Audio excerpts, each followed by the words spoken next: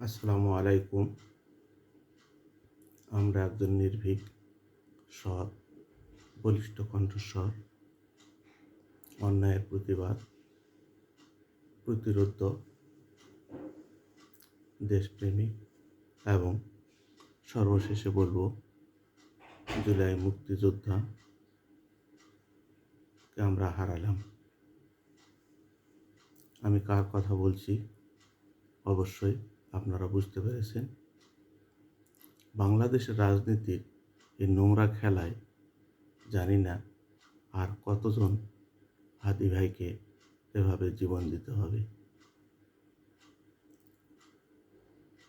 বাংলাদেশের রাজনীতির এই নোংরা ড্রেন পরিষ্কার করতে গিয়ে যারাই নেমেছে তাদেরকে বেশি করে আরও চুবিয়ে দেওয়া হয়েছে।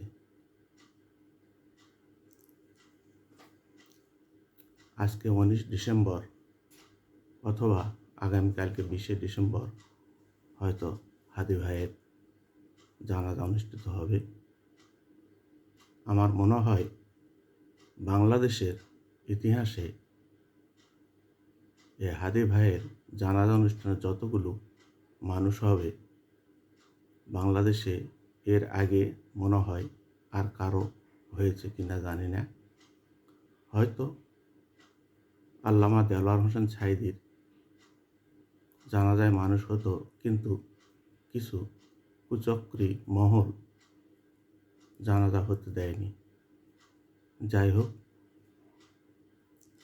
হাদি ভাইয়ের জন্য আমরা সবাই দোয়া করব, আল্লাহ যেন ওনাকে বেহেশতবাসী করেন।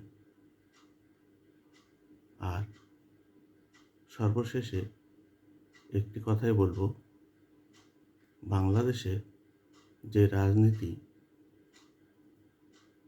তাতে হাদি ভাই এবং আরও যারা হয়তো আগামীতে আসবে এভাবেই হয়তো তাদেরকে প্রাণ দিতে হবে।